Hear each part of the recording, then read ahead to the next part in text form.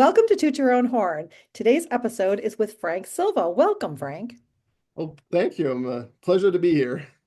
And I am so excited for you to tell us your journey of how you chose your instrument. I was like in fourth grade, and they uh, they did not have student music teacher in the school in elementary school.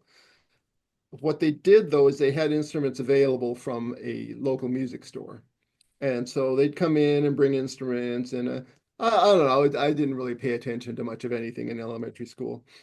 My mom would always say we'd watch the Rose Parades every January 1st. She'd say, "Oh, I want you to play an instrument," and I would say to her, "Oh yeah, find a prop.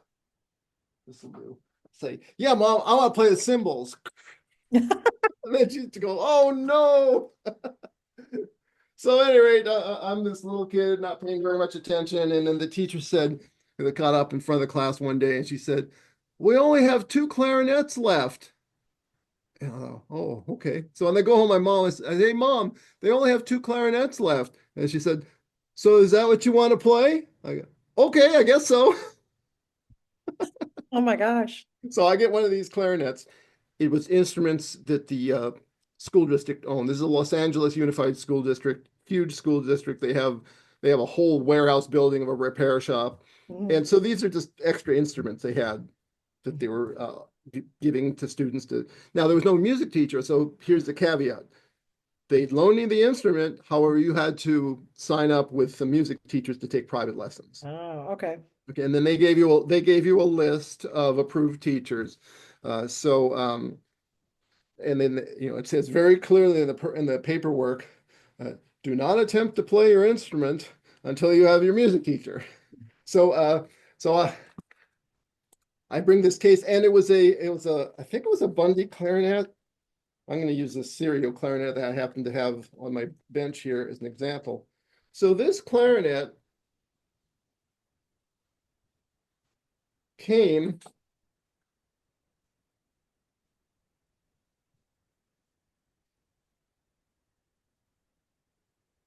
in a big long case. So Oh, it was like all put long. all put together, Oh my gosh, that's right? crazy. And so my mom said, "Well, we gotta make sure you can make a sound." All right. And so like, okay, nothing came out. And then now my dad, I didn't know this at the time, but my dad had actually uh, played around with a saxophone at one point, long before I was born. He had a saxophone for a little while and tooted on it. He says, "I think you gotta take this off." Okay.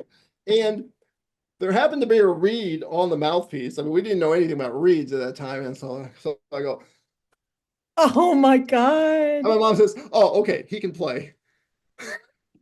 Oh my gosh. So Oh my gosh. that's my start in clarinet. So then I show up to my lessons, and this happened to be a man named Don Raphael, who I didn't know at the time, but was actually quite well known in the Los Angeles music scene, quite a jazz player, and quite a noted teacher. I didn't know any better, and so he would write stuff out in the notebook, and then he'd give me like the basic starting book or whatever, and like, okay, great, and I learned the first few notes, and then later in my music experience, I became known. I'm still very good at sight reading, Mm. and this is why I never practiced for my lessons.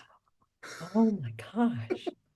So I I would. don't think that's why. I don't think that's why. You cannot practice for your lessons and be a really, really bad sight reader. So it obviously comes easy to you. Well, this is what would happen. I'd get to my lesson like, "Oh no, I didn't practice. Oh, I don't want them to know I didn't practice." Okay, I look at the music, and invariably I would play it. I'd play every note. I really just get super hyped up, stare intently at the music, and I'd play. Say, "Oh, that was really good. Okay, go on to the next one." Oh my God. You So are a that went on. master. Look at That went you. on for quite a while, and That's eventually crazy, Frank. eventually I did switch to another teacher and actually did practice. So that was my start of So did of it empower you? Did it make you feel like you could do this, or did it make you feel like you were cheating, or what was that? What did that do oh for you? well, that was just I didn't know any different. I was like, oh yeah, I'll practice, and then I wouldn't get to it, and then oh okay, I'm gonna play it, and then I would play it, and I liked it. Then in my school, we happened to have, so I guess fifth grade, we happened to have a little orchestra. So if you were had taken lessons long enough, you could play in the orchestra. So fifth grade, I got to play in this orchestra and do my first concert. I in school age, I was not at all good in it at sports. Mhm. And at that time in Los Angeles, the smog issue was much worse than it is today, actually. I had also I didn't discover this till later in life. Fairly severe allergies to Oh. pollens and just natural things. So I'd have trouble breathing and all of this. And so I was terrible at sports and I hated it. So here's something I could do. And I remember one time with uh, one of my music colleagues, we were just commenting to each other, hey, we can play the clarinet, and those other guys, they can't do that. He was another guy that wasn't good on the sports things. And so, okay, that's my thing.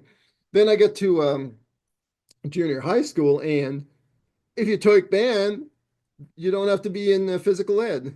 Oh, look at that. That was a All perfect right. score for you. And then when I get to high school, we had marching band, so that was, a physical experience. So it wasn't a total lack um, of exercise. I joined a very noted youth band that did a lot of competitive marching and field shows and the like. So I got plenty of physical activity, but the Mhm. music was I avoided all the gym classes by doing the music classes.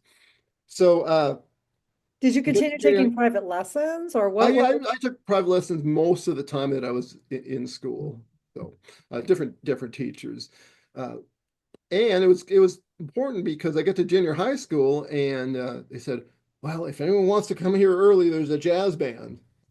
Oh, I want to do that.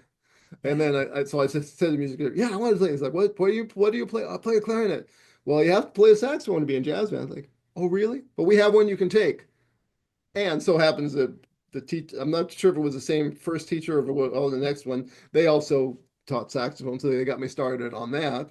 Uh, so then I played saxophone in jazz band and then clarinet and concert band. And that went through my high school career, starting somewhere in there, starting on flute too. Because Wow. most jazz bands, at least at that time, they still use a lot of arrangements where saxophone players have to play clarinet and sometimes flute, and so picked up the flute a little bit and went on from there. It seems like everybody around you was supporting you, but you were just kind of in a groove, like you really liked it, and it seemed like it was innate to you. Yes, yes, and so getting into high school, I realized that I had academic skills too, Mhm. and I found that classes were really not that hard if you just learned what you needed to do for the test. Mhm. So I always did good especially in science classes, and then I had some friends that were like one really good friend in high school. He's a electric bass player, Mhm. and so we always had to take the basic English class because it was the same time as jazz band. In high school, they actually had a class hour uh, in the curriculum for jazz band, but it always was the same time as honors English.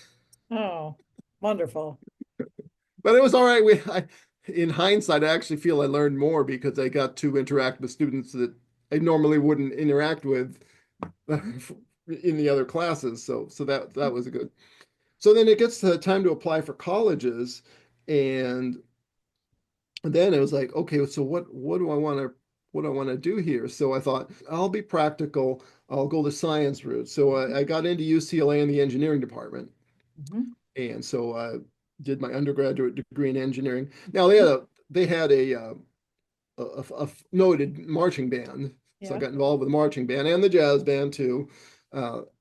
In backtrack a little bit, both in my youth band and in high school, and it turns out eventually in college I ended up being drum major Oh, of these bands. So so yeah, obviously very dedicated.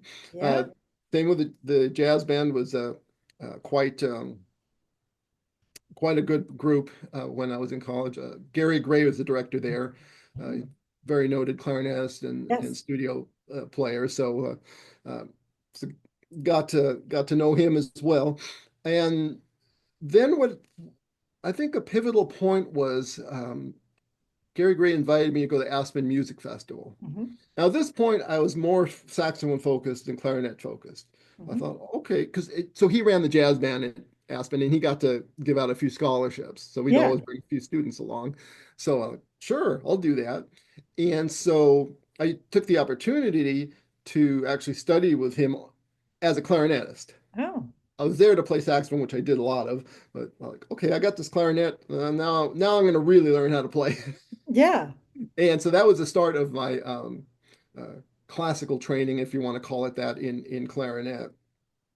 So I went 2 summers to Aspen, and one of those summers I also had an opportunity to do some research project in somewhere on the East Coast with I don't Mhm. know if it was MIT, but it was some kind of science facility, Mhm. and so that's was where I made a choice. Like, okay, I can go to Aspen or I can go this science institute. And so I chose the music thing, and that's just where I felt I wanted to be.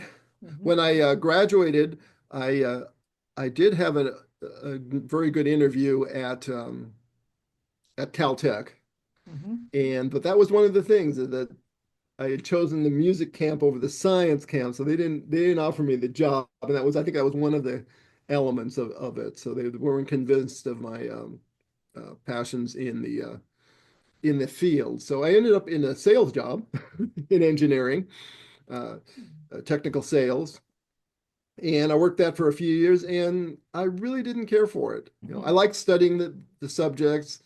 I didn't like the working in that industry. I saw a lot of negativity, a lot of as people who were just biding their time till retirement, and all this time I'm doing gigs on the weekends, whether Right. it be a jazz gig or a symphony gig or a woodwind quintet, and so uh, what I did is I saved up a lot of money and then went back to school to get music degrees. This time, the other side of town at USC with the music program there, where I studied with Yehudi Gilad, clarinet, and then eventually Mitchell Lurie, Mhm. and that took me into being a professional player. Still also keeping up on my woodwinds. While I was at USC, I also took some oboe lessons with Barbara Northcutt, a noted studio player, and actually did almost a pseudo recital, clarinet and oboe. So Oh my gosh. yeah. And then I finally ended up doing doctoral work in Santa Barbara, UC Santa Barbara. And at that point, the direction was, okay, do you want to be a college professor? Mhm. And in my experience, yeah, I saw what the professors had to deal with just administratively. I think it made a big impact when they had a opening in their piano faculty and 300 qualified applicants applied for one job. And I realized this is just as competitive and difficult as orchestra jobs, so I might as well pursue that. Mhm. So then, um, finishing up with that school, I ended up ABD, all but dissertation, and here's where the repair element comes in. I I finished all my classes and moved back to Los Angeles Mhm. and doing some gigs, and then a gentleman Chris French. So I was taking my instruments to him. He called me up one day and he says, "Hey Frank, do you want to learn about instrument repair?" I'm like, "Well, yeah, I'd love to." He says, "Because I'm leaving my current situation and going to another one, and I can't find a qualified replacement. I'm willing to train you and get you started." So Oh my gosh. I'm like, yes. And what where it stemmed from is that every time I went to see him, I would ask him a million questions about what are you doing? What does that do? And I think I annoyed him so much. It's like, okay, I'm just going to have this guy learn it. Then he will stop asking me questions. It's funny.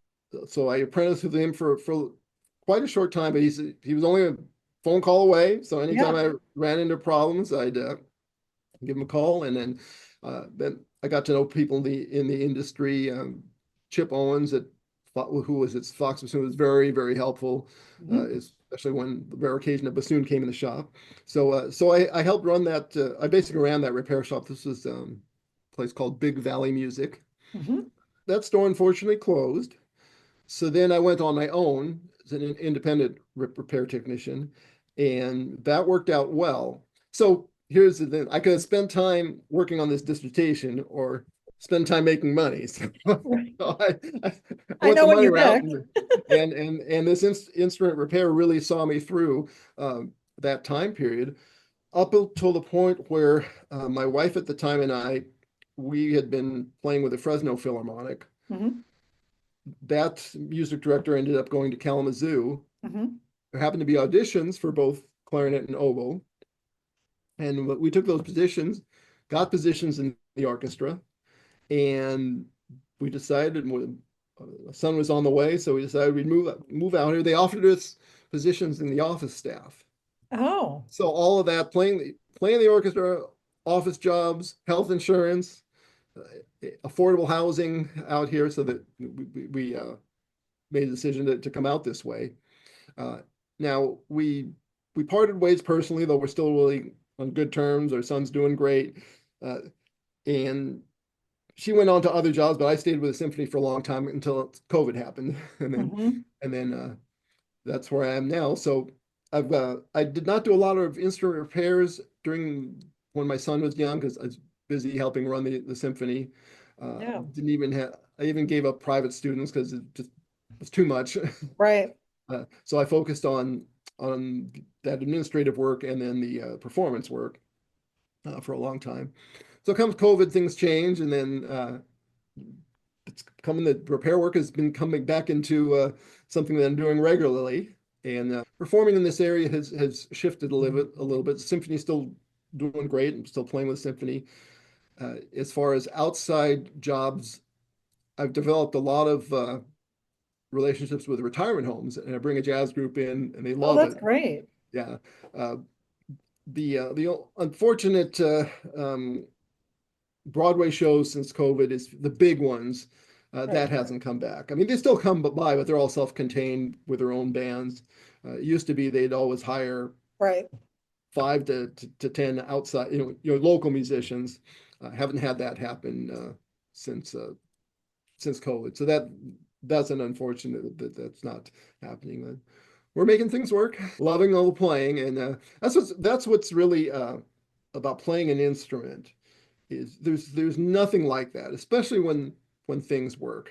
The closest thing I could think of is if someone plays golf to any degree, that one time you have a really good hit and the ball goes just the way you wanted it to, Right. then you're hooked. Well, music's the same way. It's like when you have that one concert where everything just works and it's just magical and you don't even know what happened and people are telling you how great it was.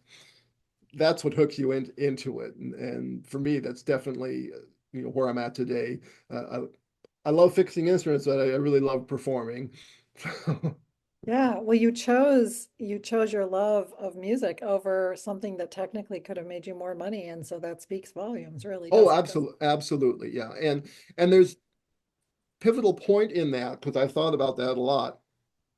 Is that I realized that when I was at work, this is when I was doing the engineering sales, all that was on my mind was the gig coming up this weekend or the rehearsal that night. I realized that when I'm at the rehearsals, I'm not thinking about work. Right. Yeah. you It's know, fascinating that your commitment was high enough to complete the program and you were savvy enough to recognize those signs because yes, yeah, your commitment level was high to, it seems it's very high to whatever you decide you're going to do.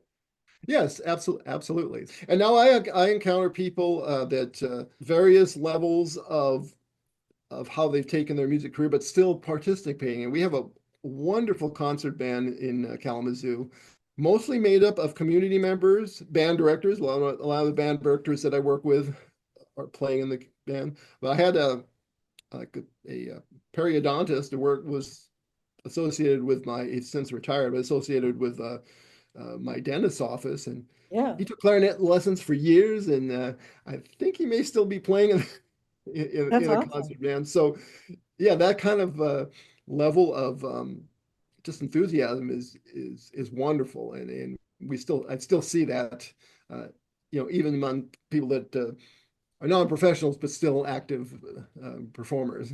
Where did your confidence come from? You have a lot of confidence in yourself, which is awesome. Oh, I think I think it comes from those early days of getting through my lessons. No, but it's the thing. It's like, okay, I can do this. I know the notes. I know the fingering. I know what the notes on the page. I can put them together. It's like I have everything. I can do it. And then it's just having the confidence to do it. And I've been to orchestra auditions where it's that simple. It's like there's no reason why I can't play this well. Sometimes I've been able to really hold on to that. Other times I let the anxiety, I've let that come in too much. The skills are there, the knowledge is there. Right. It's just a matter of bringing it out. So and auditions are a very hyper way of looking at that. And I ran when I was with the symphony. I ran a lot of auditions, so I've seen it from both sides. Mhm. Uh, you could play your most beautiful thing you've ever played, your most perfect performance, and then, all right, thank you. and it's and it doesn't appeal to the people listening. Right. It's very So subjective. yeah, exactly. So but I think that confidence is that I have the skills and I can apply them. It's just a matter of getting enough into the moment and setting aside all the distractions to make that happen. I'm not always successful at that, but I know it's there and it's possible. Not paying attention to details, whether it's um, like I remember one principal clarinetist we were working on a Beethoven symphony, and we realized that every note has a different articulation and a different length and a different shape.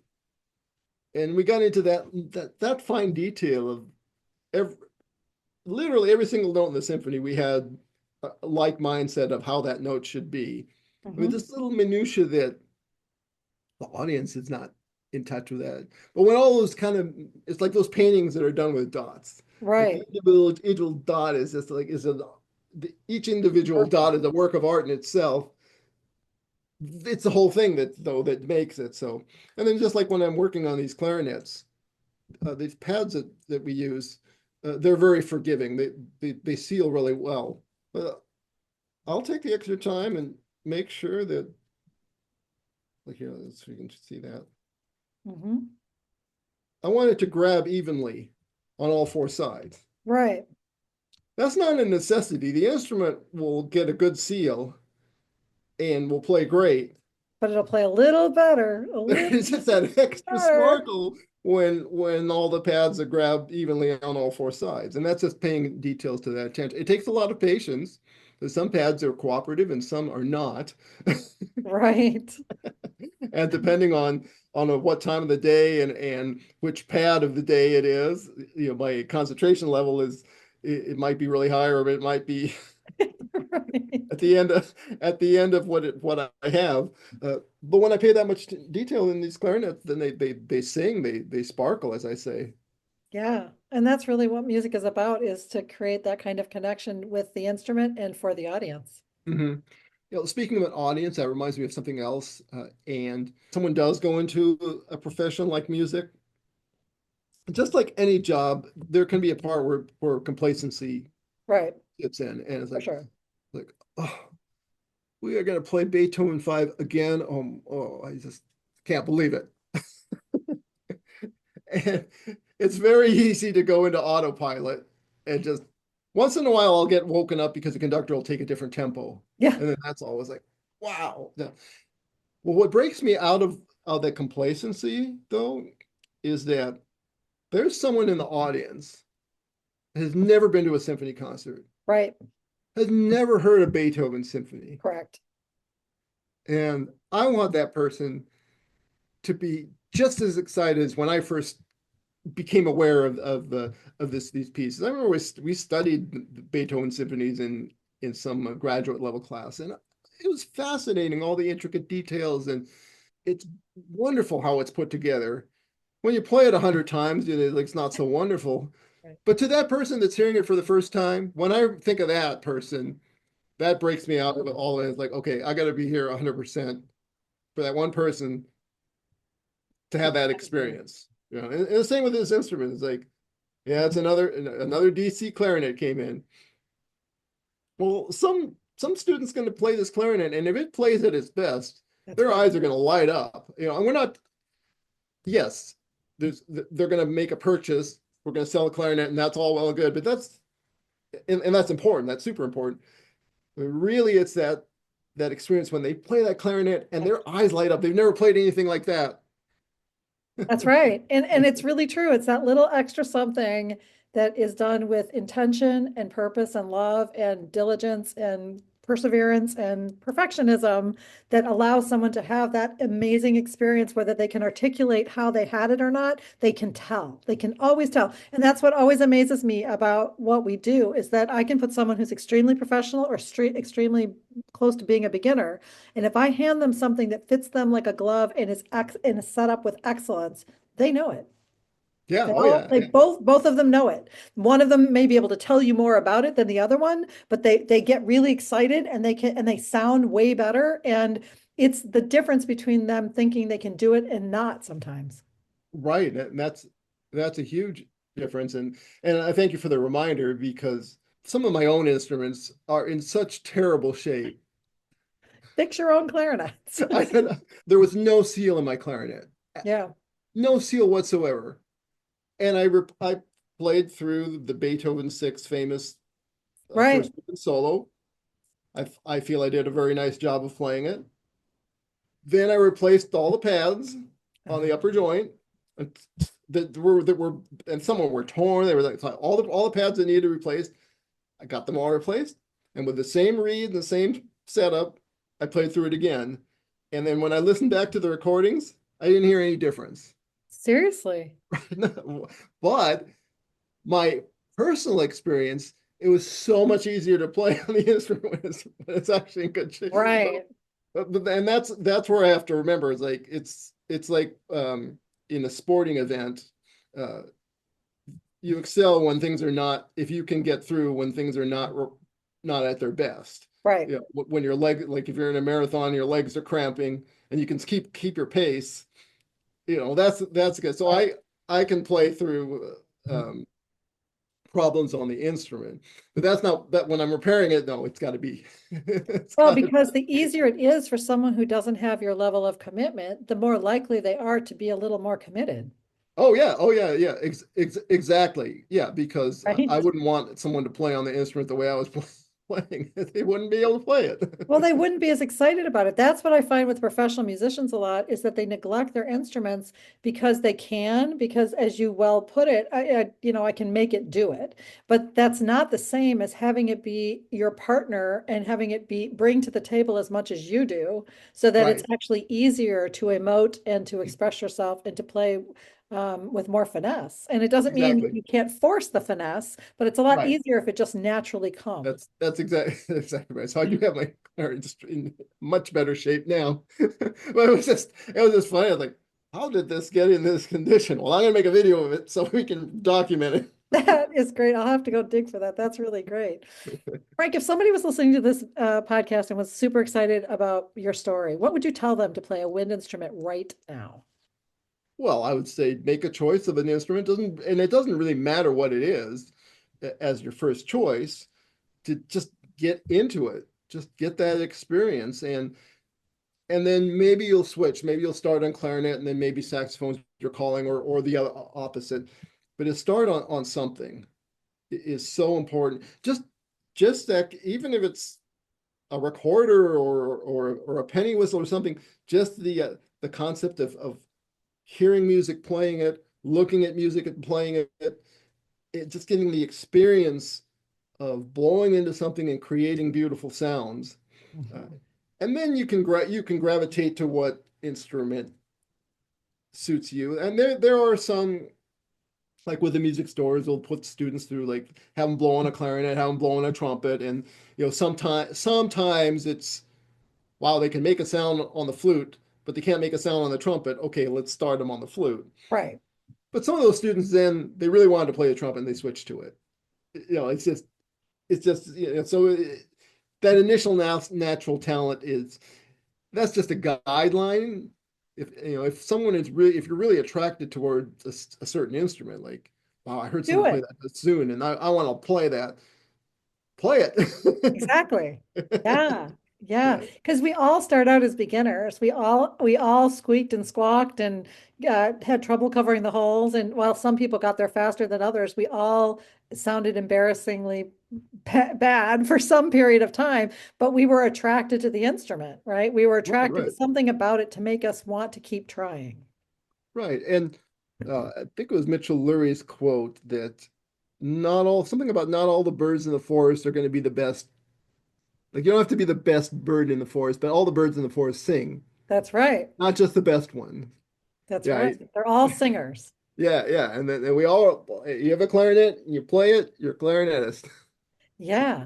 Yeah. And that aspect of singing, there's something to that. It opens you up, it opens your heart, it opens you up. Like it opens you. And when it does that, it changes you. Yes. Oh, yes, absolutely. Yep. And There's that's no, why it's worth trying.